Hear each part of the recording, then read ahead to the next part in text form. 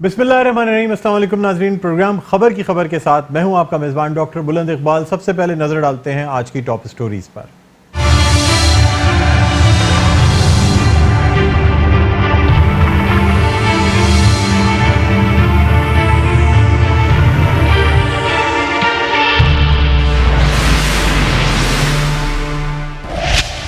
अरबों रुपए की लागत से लगाए गए आरओ प्लांट सिंध के देही इलाकों में आवाम को साफ पानी फराहम करने में नाकाम। पानी जिसे जिंदगी से तशबीह दी जाती है, 21वीं सदी में रहते लोग पत्थरों के जमाने की तरह मशकीजे के जरिए पानी निकालने पर मजबूर। 80% से जायद लगे आरओ प्लांट्स नाकारा। मौजूदा सूरत हाल ये है कि सैकड़ों की तादाद में आरओ प्लांट्स गैर फाल हैं।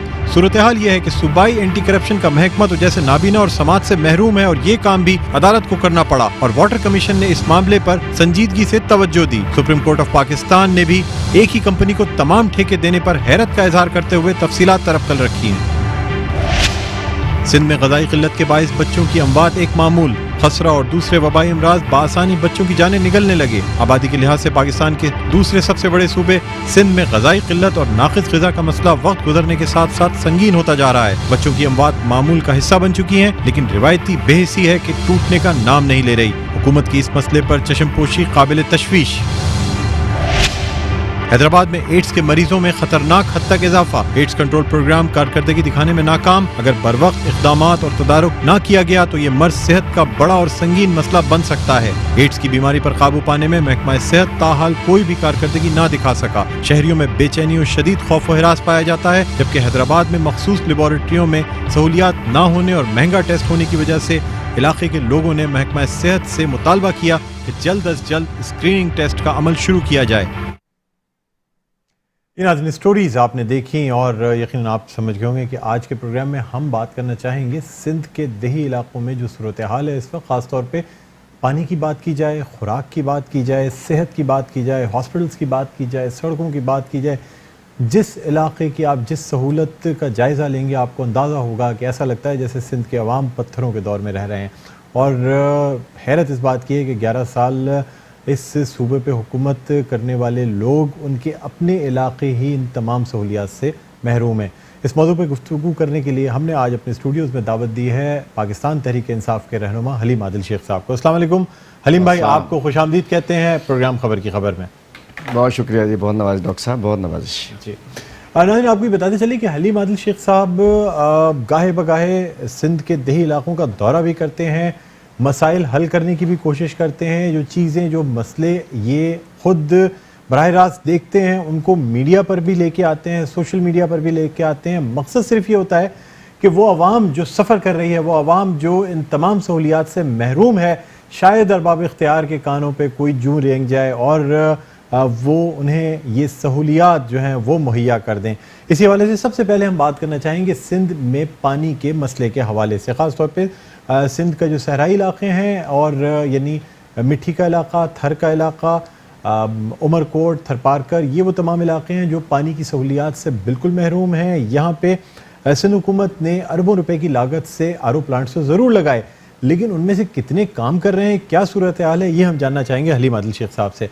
सर, क्या कहते हैं इस वक्त, क्या पोजीशन है? आप बिल्कुल फर्स्ट हैंड इंफॉर्मेशन लेके, बल्कि मेरे ख्याल में आप कल रात वापस आए हैं और हर हफ्ते आपका यही शेड्यूल होता है कि आप हर हफ्ते जो है वो अपना वीकेंड जो है या उससे 1-2 दिन पहले आप सिंध के दौरे पे। देखिए डॉक्टर साहब, बात यह है कि हमारा फ़र्ज़ है, ये तो पीपल पार्टी के कहते हैं ना, सिंध के कराची चलो जी आप लोगों का है, सिंध हमारा, सिंध भी इनका नहीं है। सर ये सब DHA के ये मिनिस्टर्स हैं, MPAs हैं, नुमाइंदे हैं, इनका कुछ ना जाए पीछे। और मैं बताऊँ आपको कि पानी का मसला जो है ना, थर, मिट्टी, इसको तो सब जो हाईलाइट हो गया, आप लोगों ने हाईलाइट कर दिया, सब कह रहे हैं। देखिए जहाँ जहाँ बारानी है ना, जहाँ बारिश से लोगों को पानी मिल रहा है, उसमें थरपारकर है, मतलब मिट्टी से थरपारकर जो ज़िला, उसके अलावा एक सांगड़ का एक इलाका है वाइट डेजर्ट, अछड़ो थर, खिपरो का वो डेजर्ट है जो इंडिया के बॉर्डर, अतंगों से लेके आगे इंडिया के बॉर्डर तक जाता है। वहाँ कोई जब तक रेन नहीं है तो कुछ नहीं है, और उनके डिपेंडेंट है मवेशियों पे और उनकी इकॉनमी, घर के हालात, जिससे कि बच्चों का इलाज कराएं, अच्छी खुराक दें, ग़िज़ा ही नहीं उनके पास, उस पर डिपेंडेंट है वो लोग, रेन वाटर पे। उसके अलावा काछो और कोहिस्तान ये पहाड़ी इलाका, जामशोरों का, गडाप का, ठट्ठा का, यहाँ भी बारिश पे डिपेंडेंट है, कोई नो वाटर सिस्टम अदर। काचो, जो दादू से दरिया के कच्चे से हटके एक एरिया काचो, जोही, दादू, गोरा किसके एरिया का, ये सारे वो एरियाज हैं जो डिपेंडेंट है। मैं आपको बताना चाह रहा हूँ आपके नाजरीन को कहाँ कहाँ पानी का इशू है। नहीं नॉर्मल समझ सिर्फ थर है, थर नहीं है। हुआ है क्या कि यहाँ कहीं पानी नहीं आता।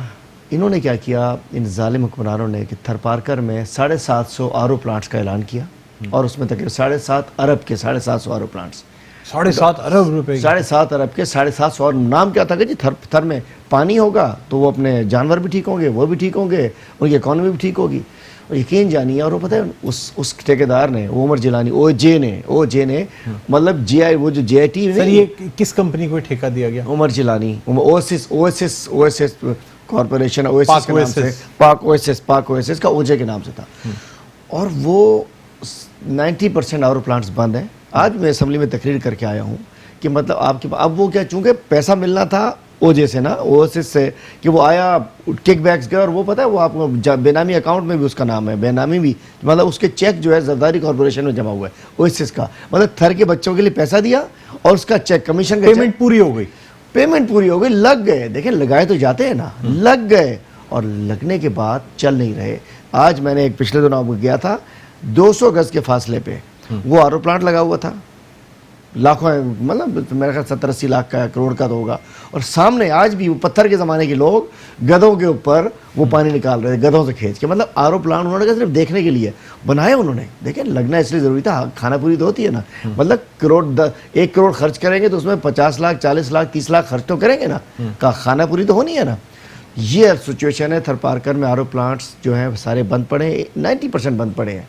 और उसके अलावा चीफ मिनिस्टर सिंध का हल्का मुराद अली शाह साहब का 7 शरीफ हल्का 39 आरओ प्लांट्स बंद पड़े हैं, 39 आरओ प्लांट्स बंद पड़े हैं। और लोग वहाँ ना वो काचो है ना कोहिस्तान है, वहाँ चूँकि मंचर में पानी नहीं है, वहाँ के लोग 40-40 रुपए का बैरल पानी ले रहे हैं जाके 10 किलोमीटर से, 5 किलोमीटर से। ये चीफ मिनिस्टर का हल्का, ये ज़बान हिलाए तो काम हो जाए। वहाँ भी आरओ प्लांट लगा दिए, लेकिन आज उनके पास तनख्वाह पे देने के लिए पैसे नहीं है। पर ये ऐसा नहीं लगे इस कंपनी को जो है, जहाँ तक मेरी मालूमात है, पाक ओएसएस कंपनी को जो ठेका दे गया था, इसमें मेंटेनेंस भी शामिल थी और इसकी रनिंग भी शामिल थी कि वो लोकल लोगों को ट्रेन करके बाकायदा ये उसको मेंटेन करेंगे। तो सर बिल्कुल भी आरओ प्लांट्स मेंटेन नहीं, 90% बंद पड़े हैं जी। 7 के बंद पड़े। लाड़काना का 77% पानी जो है कंटामिनेटेड है, मतलब रिपोर्ट मौजूद है, रिपोर्ट है। लाड़काना, मैं इसलिए लाड़काना कह रहा हूँ कि वहाँ 1 अरब 17 करोड़ रुपए खर्च हुए, मतलब सॉरी 117 अरब लाड़काना पे खर्च हुए हैं इस 117 अरब 117 बिलियन 117 अरब लाड़काना पैकेज। और ये पैकेज, और वो आपने बड़ा मशहूर है कमेंट भी सुना होगा, मैं नहीं दोहराता कि वो कि जी 90 अरब था, वो लोग 117 अरब हो गए। लाड़काना में 77% पानी जो है वो कंटेमिनेटेड है। सक्खर का पानी है, तो आरओ उसका आपके वाटर कमीशन ने बहुत काम किया। सक्खर का सारा पानी गंदा, गटर का पानी, डोमेस्टिक वेस्ट सारा दरिया में जाता है, दरिया से लिफ्ट करके वो लोग पीते हैं। शिकारपुर का सारा गंदा पानी बेगारी में जाता है, वहाँ से लिफ्ट करके वही गटरों का पानी। क्यों? ये बीमारियाँ, ये हेपेटाइटिस, ये कैंसर, ये सारा कोई वाटरबोर्न डिजीज़, बच्चों का मरना इतनी बड़ी तादाद क्यों है? लाड़काना का सारा गंदा पानी राइस कनाल में, और राइस कनाल से उठ के लोगों के घरों में। दादू का सारा पानी एमएनवी ड्रेन में, एमएनवी ड्रेन से मंचर में, और मंचर डिप्लीट हो गई। कराची का पानी आपका जो केबी फीडर से आ रहा है वो कींचर में जो आता है वो डिप्लीशन हो चुकी है। हैदराबाद के सारे लोग फुलेली नहर का पानी पीते, फुलेली में सारा गटर भी फुलेली में। और पानी मतलब ये अलमिया है सिंध के साथ कि ये लोग बैठे हैं 10 साल से कातिल हैं। मैं कहूँ ये जिस अंदाज से वाटरबोर्न डिजीज में लोग मर रहे हैं, जो अलमिया, जो बीमारी कहा जाता है कि पहले एक मसला क्रिएट किया गया पानी का, यानी उसको उसकी हाइप बनाई गई, उसकी बेस पे अरबों रुपए के ठेके दिए गए इन आरओ प्लांट्स की कंपनी को। सर क्या कहते हैं इसमें कितने किकबैक्स थे इस खास तौर पे डील में आरओ प्लांट्स? जी मैं समझता हूँ कि एक ज़माने में 10% चला करता था, अब ये लोग 60% पे पहुँच चुके हैं। मतलब है कि 40% तो कमीशन ऊपर आ जाता है इनका, वो सिस्टम में, वो नहीं एक सिस्टम के जिसका नाम चल रहा था जरदारी सिस्टम, उसमें आ जाता है। फिर वो 20% वो ले लेते हैं आपके जो अफसरान ये वो ले लेते हैं। 40% चला जाता है ठेकेदार के पास, उसमें फिर वो कितना लगाएगा और कितना कमाएगा। 60% तो किकबैक निकल जाता है, 40% बड़े लोगों को, बड़ी जो माफिया है बड़ी, 20% अफसरान, सेक्रेटरी, दारोगा, इंजीनियर, सब इंजीनियर, 40% जाके मिलता है असला ठेकेदार को। उस ठेकेदार ने भी कमाना है और ठेकेदार डट के इसलिए कमाता है कि सब चीज़ उसने पैसे दिए। इस हवाले से नैब में, एंटी करप्शन में और बाकी जगहों पे दरखास्तें क्यों नहीं दी जाती या वाटर नैब में कमीशन सिचुएशन ये है कि इस वक्त 143 सिंध के वज़ीर, मुशीर साहब का सिटिंग MPS, सेक्रेटरीज, अफसरान 143 जो हैं वो जेलों में हैं और अराउंड 560 और 565 लोग जो हैं वो बेल्स पर हैं नैब के अंदर। एंटी करप्शन तो आपको पता है, वो तो एंटी करप्शन चला रही है, तो लाजिम बात है कि वहाँ किसने पकड़ा जाना, वहाँ से डील्स बनती हैं, डील्स होती हैं। एंटी करप्शन में अच्छे अफसरान भी अगर आते हैं वो बेचारे नौकरी बचा रहे होते हैं। मतलब है कि वहाँ पूरे सिंध में जो सारा कुछ हो रहा है, ये तो एंटी करप्शन को इसमें रोल प्ले करना चाहिए ना। ये सब कुछ मेजर रोल है।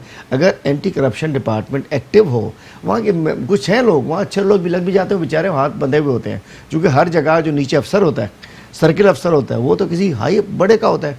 DD जो होता है डिस्ट्रिक्ट्स के अंदर, कोई एरियाज़ के अंदर, वो बड़े लोगों का बंदा होता है, हिला नहीं सकते। तो एंटी करप्शन के कंट्रोल में है, फेल है, वो वहीं से चल रहा होता है, आपको पता है कहाँ से।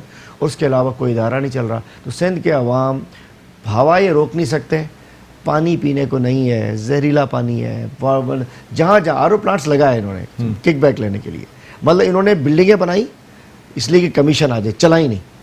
आप जाइए सिंध में ट्रॉमा सेंटर्स, एक ड्रामा बना हुआ है, ड्रामा सेंटर्स हर अस्पताल के बाहर कि जी इतने करोड़ का ट्रॉमा सेंटर, ये शहीद, हर नाम हर चीज़ का, शहीद बेनज़ीर भुट्टो यूनिवर्सिटी दिखाने के लिए चीजें बनाई जरूर गई, लेकिन कारामत नहीं हुई। मशीनें आई हैं, आवाम के लिए कोई फवायद हासिल नहीं हुए इससे। की मशीनरीज पड़ी हैं, अस्पतालों में हैं, बंद पड़ी हैं, इसलिए लाई इसलिए गई है कि टेबल अगर आई है यहाँ, ये अगर 5 लाख में ली है, हमें 10 लाख में सरकार में लौट कर आई है, तो टेबल तो आएगी ना।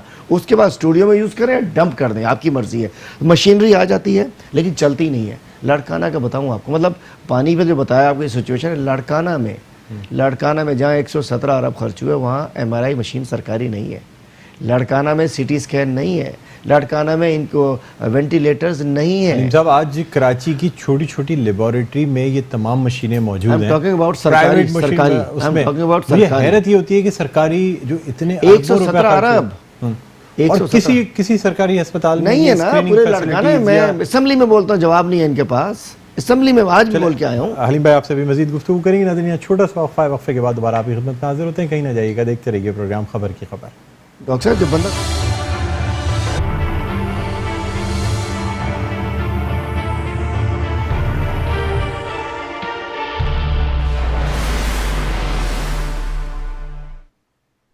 नाज़रीन वेलकम बैक। आप देख रहे हैं प्रोग्राम खबर की खबर। मैं हूं आपका मेज़बान डॉक्टर बुलंद इकबाल। मेरे साथ मौजूद हैं हलीम आदिल शेख साहब। गुफ्तगू हो रही है सिंध की हालत ज़ार पे कि इस वक्त सिंध के जो बासी हैं वो किन तकलीफ़ों का शिकार हैं, किन मसाइल का शिकार हैं, क्या क्या उन्हें सहूलियात हासिल हैं। और अफसोस के साथ ये कहना पड़ता है कि आप यानी पानी जैसी जो बिल्कुल बुनियादी सहूलत है, जो कि हर शख्स का ये हक़ है कि उसे साफ़ पानी मैसर हो, वो एक घूंट साफ़ पानी से भी महरूम है। अच्छा हलीम साहब, ये जो यानी RO प्लांट्स लगाए गए और ख़ास तौर पे बोरिंग करके बाकायदा इस खारे पानी को मीठा पानी बनाने के जो RO प्लांट्स होते हैं, क्या जिस वक्त ये लगाए गए थे उस वक्त कभी इन्हें चेक किया गया कि ये वाकई खारे पानी से मीठा पानी बनाने की सलाहियत रखते भी हैं या नहीं रखते, या जितने गैलन्स या जितने MGD का कोई प्लांट लगाया गया है क्या वो अपनी कारकर्दगी पूरी कर भी रहा है या नहीं, और बगैर उसके इस कंपनी को पेमेंट भी कर दी गई पूरी? देखिए वो तो इनकी अपनी थी ना, मतलब ये तो इनके खुद देते थे, टप्पी के ज़माने में इसको थ्रू हुआ था। ये इनके सारे ठेकेदार तो अपने होते, चेक करने वाले भी खुद हैं, मतलब है कि चोर भी खुद हैं, चौकीदार भी खुद हैं, तो कौन चेक करेगा। बात यह कि ये तो अलमिया है कि खुद देखिए, देखिए माफिया था एक, ये लोग अपने, इनके ठेकेदार भी अपने थे, इनके इंजीनियर भी अपने थे, इनके अफसर भी अपने थे। जैसे कहीं होता था तो उनका DC भी अपना होता था, पटवारी भी अपना होता था, ज़मीन भी अपनी होती थी, पुलिस भी अपनी होती थी, माफिया की तरह काम करते थे। बात यह है कि पूरे सिंध में RO प्लांट्स का इशू है, मतलब वहाँ पीने को यकीन जानिए करबला बना हुआ है। दूसरा कराची को अगर आप देखें, मैं अगर स्टार्ट करूँ अपने हल्के से, यकीन जानिए मेरे हल्के में लोग बूंद बूंद पानी को तरस रहे हैं। PS 99 UC 31, और यही हाल पूरे शहर कराची का है। आज मनाज़बाद का भी यही है, इत्तेहाद टाउन का भी यही है, वेस्ट का भी यही है, पूरे कुरंगी में ऐसे सूरत हाल है। पूरे कराची में पानी नहीं है, बात है पहले पानी होता था मेरे हल्के में, पहले मैं अपनी बताऊं ना कि ये एक माफिया की तरह चल, मेरे हल्के में पहले 5 दिन में पानी आता था, 12 था, अब 15 दिन कर दिया उन्होंने, मतलब इस हद तक। और ये सईद गनी साहब जाते हैं सुबह ही सुबह दफ्तरों में जाके, भाई क्या चेक कर रहे हो, रजिस्टर हाजिरियाँ, जाओ ग्राउंड पे चेक करो, लोग पानी को तरस रहे हैं। जो कॉलोनी एक मच्छर कॉलोनी, एहसनाबाद में 1, 2, 3 सेक्टर्स के अंदर गटर लाइनें खुदी हुई हैं, जो जार गोट, दनी बख्श गोट, मतलब कच्ची आबादियाँ हैं ना, लासी गोट, बहुत ऐसे इलाके हैं। मतलब कराची में पानी पीने को नहीं है, पूरे अंदरूनी सिंध में पानी नहीं है, जहाँ है वो गटर का है, वो कंटामिनेटेड है। मतलब आज 10 साल में भी सिंध के हुक्मरान अगर पानी गटर का पिला रहे हैं, पानी ठीक नहीं कर सके तो ये क्या कर सकते हैं। और ये मैं समझता हूँ कि ये बद्दुआएं लग रही हैं आज जो हो रहा है ना इनके साथ, ये वो बद्दुआएं हैं, उन माओं की बद्दुआएं हैं कि जिनके ये 7.5 अरब रुपए थर में कुछ अच्छा काम कर देते, डिस्पेंसरीज दे देते, इनको कुछ अच्छी डाइट दे देते, शायद ये इतने बच्चे ना मरते। जिसका बच्चा मरता है उससे पूछो। और ये सूरत हाल है, अब शुरू हो जाएगा। थरपारकर से ले लें, जैसे मैंने बताया आपको, जामशोरों का एरिया जो है, नूरियाबाद से अंदर चले जाए। अच्छा सर, यहाँ आपको एक बात ये भी बताना चाहूँगा कि आपने कराची के हवाले से बात की। सर हैरत की बात यह है कि कराची में भी जो दूर दराज के इलाकों में, मारीपुर में और बाकी जगहों पे, लियारी में, किमाड़ी पे, मुख्तलिफ़ जगहों पे जो आरओ प्लांट्स लगाए गए वो भी ठेका इसी कंपनी को दिया गया और तकरीबन 6-7 अरब रुपए में ठेका दिया गया। उसके बाद फिर मेंटेनेंस भी इसी कंपनी को दी गई। उसमें से 18 आरओ प्लांट्स जो कराची में लगाए गए और उसमें से सिर्फ 2 आरओ प्लांट्स इस वक्त वर्किंग में हैं। और इसके अलावा जो ट्रीटमेंट प्लांट है जो वेस्ट को साफ करता है, उस ट्रीटमेंट प्लांट का ठेका भी इसी कंपनी को दिया गया। देखिए ये कंपनी इनकी अपनी थी, ये माफिया की तरह चलते हैं। जैसे ओमनी ग्रुप है, जरदारी साहब उसके अंदर पार्टनर हैं, बैरिया टाउन जरदारी साहब पार्टनर हैं, ओएसिस है, इसमें मतलब डबल मतलब ठीक हिसाब किताब। बिलावल ने कहा था ना कि इमरान खान को नहीं आती, रियाजी नहीं आती, हिसाब किताब नहीं आता। भाई इनके भाईजान तो कैलकुलेटर लेके बैठे होते हैं हर वक्त। बात है इनकी कंपनियां, मतलब कंपनी में भी पार्टनर होते हैं और फिर कमीशन, मतलब कमीशन अलग आता है कंपनी। मतलब देखिए ना, जुल्म नहीं है। और ये सारे, और इनको रोकने वाला कोई नहीं था, अब इनके रोकने वाले पैदा हो गए। हलीम साहब फिर ये बताएं कि आखिर क्या वजह है कि सिंध से मेजॉरिटी में वोट ले लिए उन्हें और मेजॉरिटी में वोट लेके तनो तनहा अकेले हुकूमत बना के बैठे हुए, किसी की कोई ज़रूरत नहीं पड़ी। इतनी तमाम चीज़ें देखने के बावजूद सिंध के अवाम फिर वोट क्यों देते हैं? सर वोट देते हैं तो फिर मैंडेट की इज्जत करनी पड़ती है ना। कर रहे हैं इज्जत। बात यह है कि ये ज़रा गौर से देखिए ना, 4 सूबों की पार्टी थी, ये जुल्फ़कार अली भुट्टो की पार्टी थी, जो कि केपी में, पंजाब में, बलूचिस्तान में, सिंध में, हर जगह थी। 4 सूबों की पार्टी 4 डिवीज़नों तक आ गई है। ये लम्हा फ़िक्रिया है, मतलब लम्हा, ये बड़े छलांगे मारते हैं। और भाई यहाँ आ गए ना, देखिए यहाँ कुछ हमसे गलतियाँ हो गई, हमने गलत GDA को दे दिया हमने अंदरूनी सिंध में। अगर हम GDA हमारे निशान पे होती, GDA ही होती, तो एक बहुत बड़ा वोट हमें यूथ का मिल जाता, नौजवान का मिल जाता, जो हमें नहीं मिला। मतलब हम अपने अलाइंस हो गया, हमने GDA को दे दिया। इधर हमने कराची में बड़े मशवरे आए, इससे कर लो, उससे कर लो, उससे कर लो, हमने कहा नहीं करना, अपने निशान पे जाना। नहीं तब्दीली अगर हम अंदरूनी सिंध में भी कोई अलाइंस ना करते, मतलब करते GDA से कहते हमारे पास आ जाओ ना, हमारे निशान पे लड़ लो, हमारे मौत से, मतलब अच्छे लोग हैं, कोई बुराई नहीं थी। वो हमने गलत अलाइंस किया और आखिर में वहाँ ये लोग लड़ नहीं पाए अच्छे तरीके से, पब्लिक यूथ का वोट मिला नहीं GDA वालों को, जिसकी वजह से इन्हें वो मिल गया। को क्या कहना चाहिए, उन्होंने कहा इधर भी वडेरा है, इधर भी वडेरा है, तो ठीक है, दोनों वडेरों में से जो नौकरी देता है, जो बेहतर है, जो काम करता है, नहीं, जो थाने में बंद करा सकता है, जो ये कर सकता है, जो तंग कर सकता है, तो उसको ना ही पंगा लो। बात है, नज़रिया ख़त्म हो गया। अच्छा हलीम साहब, गुज़िश्ता दिनों जो बातें की जा रही थी मुराद अली शाह साहब के हवाले से और ECL में उनका नाम डाला गया, उसके बाद फिर ये के बाद दीगरे आपकी पार्टी की तरफ से बयान आने लगे कि हम सिंध में हुकूमत बनाने की तैयारी कर रहे हैं, और साथ ही साथ जो है वो फिर आहिस्ता आहिस्ता जब सुप्रीम कोर्ट की जानिब से ECL में नाम निकालने की बात हुई और ये तमाम चीज़ें हुई, अब उन बयानात में और सिनेरियो में क्या कुछ तब्दीली आती जा रही है? कोई तब्दीली नहीं है। 25 जुलाई से 26 जुलाई से हमारा हक है कि हम सिंध में हुकूमत बनाएं। और पहले दिन भी हमने कहा था, तो कैसे बनाएंगे, मेजॉरिटी दूसरी पार्टी की है। सुन लीजिए ना, सुन लीजिए ना, पहले दिन भी हमने कहा था गैर आइनी, गैर कानूनी, गैर जमहूरी, गैर इखलाकी कोई तरीका इस्तेमाल नहीं करेंगे। लेकिन आइन में रहते हुए जो तरीके हैं, सेक्शन 234, सेक्शन 235, बहुत सारे ऑप्शन हम, और उसके अलावा तहरीक अदम एतमाद, तहरीक एतमाद, ये सारी चीज़ें ऐसी हैं जो जिसका आइन में, अब पीपल पार्टी के लोग देखिए, हम नहीं ला रहे अदम एतमाद, वो लेके आएंगे और हम उनका साथ देंगे। आप देखिएगा, मतलब उनके लोग जब उनसे देखिए, पीपल पार्टी में 3 किस्म के लोग हैं। एक हैं जियाले, बहुत कम रह गए हैं, वो कमिटेड है, उनको कोई सिस्टम में आए ना आए वो जिहाला होता है। दूसरे बेनिफिशरीज बहुत सारे ऐसे लोग हैं जो नज़रियाती तौर पर भुट्टो शुट्टो से उनका कुछ ना जाए, वो तो कायदे आज़म के लोग हैं ना, वो जिसने उनको मिनिस्ट्री दे दी, ठेका दे दिया, ठेके मिनिस्ट्री दी, माल पानी पे लग गए। एक वो लोग हैं नज़रियाती कम है, शरीफ लोग हैं, अच्छे लोग हैं, वो हमसे कहते हैं कि हमारे कोलीग्स हैं, हमारे दोस्त हैं, हमसे मिलते रहते हैं, वो कहते हैं इनसे मेरी कब जान छुड़ाओगे। और बताऊं, जिस दिन बड़े लोगों ने अंदर जाना है उसके बाद यही होना है जो यहाँ हुआ था लंदन पाकिस्तान। और बताइएगा पीपल पार्टी में वो भगदड़ मचेगी ना, भगदड़ मचेगी पीपल्स पार्टी में, और ये लोग फिर कोई रास्ता ढूंढेंगे। उस वक्त भी हम गैर आइनी काम नहीं करेंगे, ठीक है। अगर एतमाद आती है और अदम एतमाद में लोग जाते हैं, और वो मेजॉरिटी वो लोग हैं जो अगर वहाँ से सीटें छोड़ भी देंगे ना, डिस्क्वालीफाई भी किसी स्टेज पे हो जाते हैं, दोबारा जीत के आ जाए। लेकिन पाकिस्तान पीपल्स पार्टी का एक जो गिला है वो ये है कि आप उनके मैंडेट की इज्जत नहीं कर रहे हैं। हालांकि अगर देखा जाए तो आपने खुद विफाक में इल्हाक से हुकूमत बनाई है, देखिए, और अब जाहिर सी बात है अगर MQM की ये सीटें आपको ना मिलती तो पाकिस्तान तहरीक इंसाफ के लिए विफाक में हुकूमत बनाना बहुत मुश्किल था। फिर इसी तरह सेनेट के इंतखाबात में जो आपने पाकिस्तान पीपल्स पार्टी से सपोर्ट ली, जिसकी वजह से आप चेयरमैन और जो डिप्टी चेयरमैन है वो लाने में कामयाब हुए। अब अगर पाकिस्तान पीपल्स पार्टी की सपोर्ट आपसे सेनेट में हट जाती है तो फिर आप किसी किस्म की कोई कानून साजी पाकिस्तान तहरीक इंसाफ नहीं कर सकेगी। अगर असेंबली से आप में कानून लेके भी आते हैं तो वो सेनेट से स्ट्राइक डाउन हो जाएगा। इतना आसान नहीं है। लोग कहते हैं हमारे इतने वोट है, हम आपके साथ हट जाएंगे। इतना हटना आसान नहीं होता है। इतना हंसना, गवर्नमेंट में ये लोग बैठे हुए हैं, इतना आसान हटना नहीं है। कहने को बड़ा आसान है भाई, गवर्नमेंट में साथ साथ 2-2, 3-3, 4-4 उसके ऊपर मिनिस्ट्रीज में हमारे साथ हैं। एक सिस्टम है, लाजिम बात है। अब एक अच्छी गवर्नमेंट है, नए पाकिस्तान का ज़माना है, इमरान खान जैसा लीडर है, कहाँ जाएंगे? नवाज शरीफ के साथ गवर्नमेंट बनाएंगे, चले ठीक है, ले जाए, हमारे वोट कहाँ लेके जाएंगे? जिसको जो समझते हैं कि हमारे सर के ऊपर हम बैठे हुए हैं, ले जाओ। क्या आप नवाज शरीफ और जरदारी के साथ गवर्नमेंट बनाएंगे? क्या नवाज शरीफ जरदारी गवर्नमेंट बनाने के लिए बचेंगे? क्या इन्होंने जितनी करप्शन की हुई है ये अंदर नहीं जाएंगे? नवाज शरीफ का पूरा खानदान अलग जा रहा है, मतलब किस तरीके से? चलो जी, हमसे नहीं, किसके साथ बना लोगे? जाके बना लो, ऐसी इशू नहीं है। हम समझ सकते हैं कि सबको साथ लेके चले।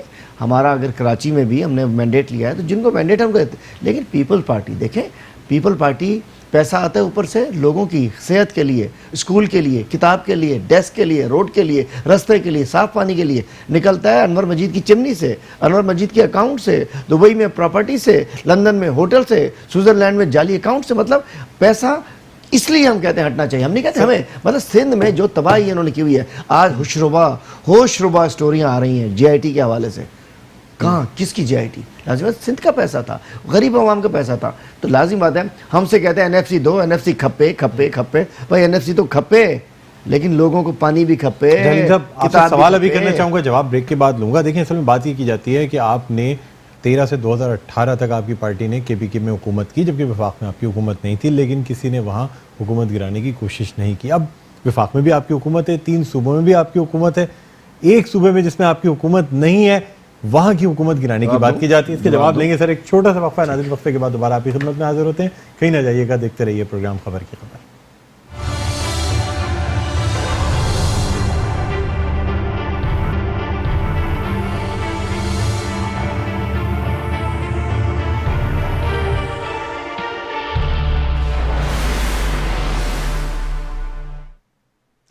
जी व्यूअर्स, वेलकम बैक। आप देख रहे हैं प्रोग्राम खबर की खबर। मैं हूं आपका मेज़बान डॉक्टर बुलंद इकबाल। हम बात कर रहे हैं सिंध की सूरत हाल के हवाले से। ब्रेक पे जाने से कबल मैंने हलीम आदिल शेख साहब से एक सवाल किया था कि पाकिस्तान तहरीक इंसाफ की KPK में हुकूमत रही, 5 साल हुकूमत की, जबकि वफाक में हुकूमत नहीं थी, किसी और सूबे में हुकूमत नहीं थी, लेकिन फिर भी KPK में और मेजॉरिटी भी नहीं थी, मखलूत हुकूमत बनी थी शुरू में, और उसके बाद ये हुकूमत चलती रही। ना वफाकी हुकूमत ने, ना किसी और पॉलिटिकल पार्टी ने ये हुकूमत गिराने की कोशिश नहीं की। इस वक्त पाकिस्तान तहरीक इंसाफ की वफाक में भी हुकूमत है, पंजाब में भी हुकूमत है, साथ साथ बलूचिस्तान में भी हुकूमत है, KPK में भी हुकूमत है, लेकिन सिर्फ एक सूबा ऐसा है सिंध का जहां पाकिस्तान पीपल्स पार्टी की अपनी हुकूमत है, अपनी पार्टी के थ्रू हुकूमत है, मेजॉरिटी हासिल है। लेकिन अब कहा ही जाता है कि पाकिस्तान तहरीक इंसाफ से जो है पाकिस्तान पीपल्स पार्टी की ये हुकूमत देखी नहीं जा रही। क्या कहेंगे सर? डॉक्टर साहब, ये बताइए कि हम कहेंगे इनकी हुकूमत मिलनी चाहिए, बुरा लग रहा है, लेकिन ये देखी जा रही है हमसे कि एड्स के पेशेंट बढ़ते जा रहे हैं, उनका इलाज नहीं हो रहा, स्क्रीनिंग नहीं हो रही। क्या ये हमसे देखी जा रही है कि लोग गटर का पानी पी रहे हैं, उनके बच्चे मर रहे हैं और हम उनको छोड़ दें? क्या ये देखा जा रहा है कि रोड रास्ते के पैसे इनकी जेबों में चले गए, उसको छोड़ दें? क्या ये देखा जा रहा है कि आरओ प्लांट से इसको पानी मिलना था, पानी जहरीला पानी पी रहे हैं और उनकी जेब में चला गया, इनके पेट में चला गया, इनके अकाउंट में चला गया, इनके जाली अकाउंट कभी फलूदे वाले के पास चला गया, कोई रक्शे वाले के पास निकला? भूल जाए हम। पाकिस्तान से कमिटमेंट है नए पाकिस्तान की। नए पाकिस्तान में सिंध भी आता है, नए पाकिस्तान में हैदराबाद भी आता है, कराची भी आता है, कंदकोट भी आता है, घोटकी भी आता है, नवाबशाह भी आता है। छोड़ दें उनको। हमने जाना एक मंजिल पे, एक टायर पंचर है हमारा, 4 सूबों में से 3 सूबे 3 टायर पे गाड़ी नहीं चल सकती, रड़कती हुई जाएगी। अल्टीमेटली सिंध अगर पीछे रह गया, ये शहर कराची है, ये बिजनेस हब है, ये शहर है पाकिस्तान की, इसको भी बनाना है। इन चोरों लुटेरों के हवाले कर दें और उसके बाद हम कहेंगे नया पाकिस्तान बना रहे हैं। ये तो पहुंच ही नहीं पाएगी गाड़ी हमारी। लाज़िम बात है कि एक टायर आपका पंचर हो, एक आपका जो नए पाकिस्तान की ट्रेन ने जाना है, गाड़ी ने जाना है, 3 टायर में ठीक हो गए, चलो 2 तो पक्के हो गए, बलूचिस्तान में भी हम ठीक लगा लिए। ये साला पंचर लगा हुआ टायर, हवा फुस हो चुकी हो, इस पे रड़कते हम नहीं पहुंचेंगे। और सिंध के लोगों भी पाकिस्तान में 22 करोड़ लोगों में है, इनको भी कमिटमेंट है हमारी, इनको भी अच्छी गवर्नर सिंध जो है ना, पूरे सिंध के गवर्नर है, लेकिन ज़्यादातर जो गवर्नर्स आते हैं, जो वफाक के नुमाइंदे होते हैं, कराची की हद तक महदूद रह जाते हैं। अभी इमरान इस्माइल साहब के हवाले से भी यही देखा जा रहा है कि जितना एक्टिवली उनको पूरे सिंध में दौरे करने चाहिए, आप लोगों के साथ मिल के कोई किसी पैकेज का ऐलान करना चाहिए। सर सिर्फ कराची नहीं है, सिंध के गवर्नर हैं, पूरा सिंध है, ये दही इलाके भी उन्हीं के दायरे इख्तियार में आते हैं वफाक के नुमाइंदे के तौर पे। प्लस सर पाकिस्तान तहरीक इंसाफ की जानिब से भी कोई रिलीफ पैकेज, कुछ चीज़ें सिंध के सूबे के लिए भी आनी चाहिए ना सर, क्या कहते हैं? जी इंशाल्लाह प्राइम मिनिस्टर आ रहे हैं एंड ऑफ दिस मंथ, 2 रोज़ा दौरों पर वो तशरीफ़ ला रहे हैं और इंशाल्लाह देखिए 4-5 महीने इकॉनमी का बड़ा बुरा हाल था, आए तो कुछ दे के जाएँ, आए तो कुछ करके जाएँ। गवर्नर साहब भी हमारे साथ गए हुए थे, पिछले हफ्ते हम घोटकी भी थे, उससे पहले हैदराबाद थे, उससे पहले हम सेवन गए थे, मूवमेंट है खासी।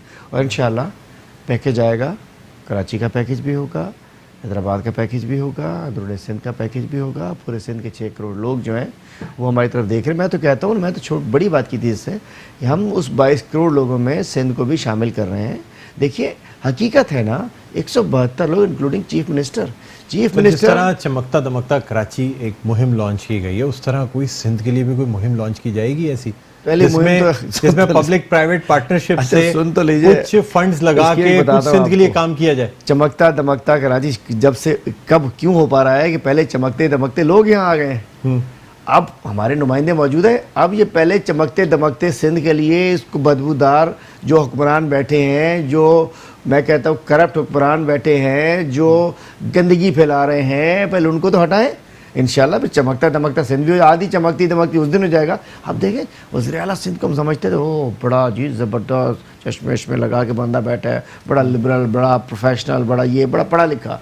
पता चला कि सबसे ज़्यादा मतलब टेक्निकल करप्शन जो की है फरात अली शाह ने की है। एज फाइनेंस मिनिस्टर JIT का मेन ओमनी ग्रुप का मेन फैसिलिटेटर, सहूलतकार, इस टोटल करप्शन जो 10 साल में हुई है, जो बिलियंस और 2000 अरब रुपए का PSDP खा गए लोग, इसके अंदर जो कलम चला है वो मुराद अली शाह के चला है। शुगर मिल चेतन मिल लेना चाह रहा है 23 करोड़ में, वो कहता नहीं 12.5 करोड़ में दे दो शुगर मिल, आधे के जी ओमनी को दे दो, सब्सिडी आती है अरबों रुपए की, ओमनी को दे दो। अच्छा वो आता है कि सिख इंडस्ट्री पता नहीं कितने बेचारे इंडस्ट्रियलिस्ट हमारे कराची के और पूरे सिंध के भी सिख इंडस्ट्रीज हैं उनकी, अगर उनको सब्सिडी मिल जाती, सिख इंडस्ट्री भी मतलब दवाई भी अनवर मजीद को दे दो और हलवा भी अनवर मजीद को दे दो, मतलब है कि अच्छी चीज़ें भी उसको दे दो, जूस भी उसको दे दो, डिस्प्रिन भी उसको दे दो, सिख इंडस्ट्री भी दे दो। जुल्म नहीं किया, अल्लाह माफ़ करे। आज जो इनके साथ हो रहा है ना, और अभी तो शुरू हुआ है, कुछ नहीं हुआ, अल्लाह माफ़ करे, इनके साथ वो होने जा रहा है। अभी तो its tip of the iceberg, ये जो सारा चल रहा है, सारा कुछ हो रहा है अभी बहुत कुछ है। हलीम साहब कुछ हम बात करना चाहेंगे सिंध में ग़ज़ाई क़िल्लत के हवाले से। जो बच्चे हैं वो ग़ज़ाई क़िल्लत का शिकार हैं। सुखियाकी का मर्ज़ सिंध में बहुत कॉमन है, ख़ास तौर पे थर के इलाकों में और ऐसे इलाकों में जहाँ ग़ज़ाई कमी है, अजनास नहीं होती, फसलें नहीं होती, वहाँ बच्चे जो हैं वो इस कदर ग़ज़ाई क़िल्लत का शिकार हैं जिसकी वजह से अमवात हो जाती हैं।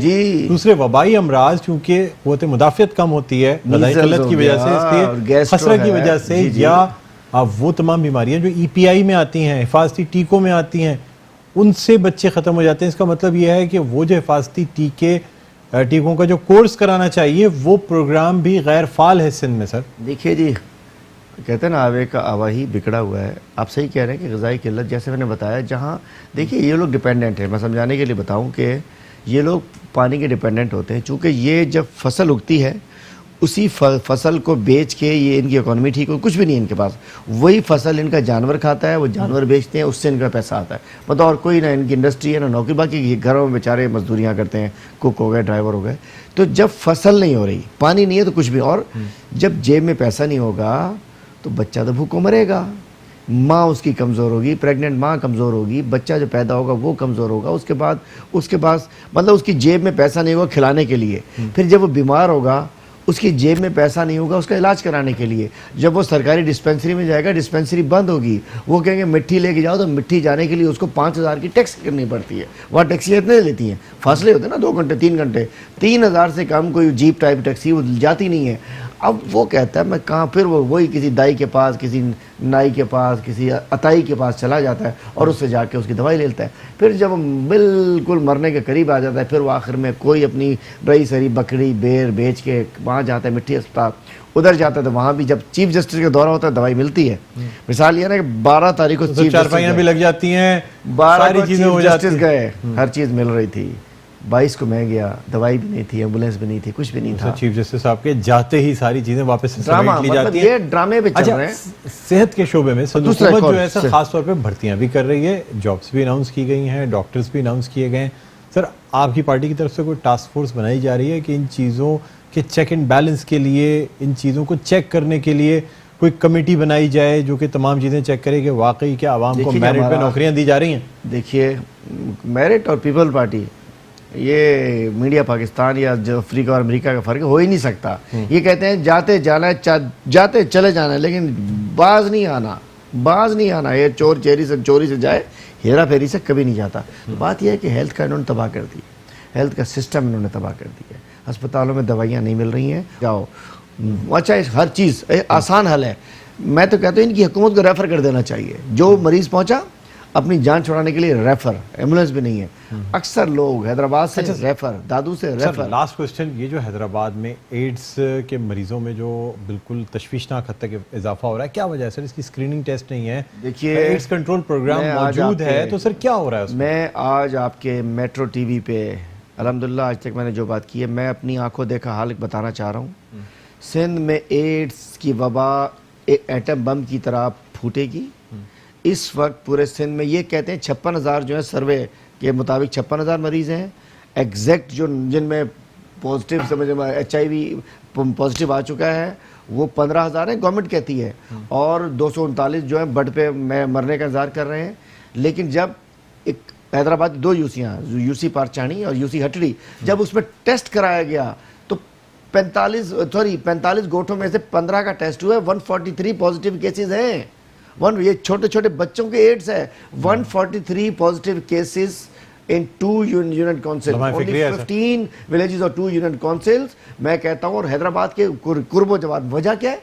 खुद एड्स प्रोग्राम का चीफ कहता है कि जी जाली से वो जो यूज सिरिंजेस लग रही हैं, प्रोस्टिट्यूशन नहीं है और चीजें इतनी नहीं है, अवेयरनेस नहीं है, बेसिकली लोगों में आगाही की कमी है। किसकी जिम्मेदारी है? कोएक्स को रोकना किसका काम है? कोएक्स को रोकने का तो ये मैं आपसे जरूर कहता हूँ, ये अगर फौरी तौर पे हंगामी बुनियादों पे स्क्रीनिंग ना बढ़ाई गई, इनके इलाज ना शुरू किए गए, तो एड्स की वबा खौफनाक एक एटम बम की तरह फटेगी और बचाने वाला कोई नहीं। सिंध हुकूमत सो रही है, एक भाई सेक्रेटरी हेल्थ, दूसरा भाई एड्स प्रोग्राम का इंचार्ज, अल्लाह अल्लाह मिल के खाई जाओ, लाई जाओ, खाई जाओ। बहुत शुक्रिया हलीम आदिल शेख साहब, आपने अपना कीमती वक्त निकाला हमारे प्रोग्राम में, आप तशरीफ़ लाए। नाज़रीन, आज हमने सिंध के हवाले से खुसूसी जो ग़ज़ाई क़िल्लत है, पानी का मसला है, सेहत की सहूलियात हैं, इन हवाले से आज हमने अपने इस प्रोग्राम में बात की। उम्मीद है आपको आज का प्रोग्राम पसंद आया होगा।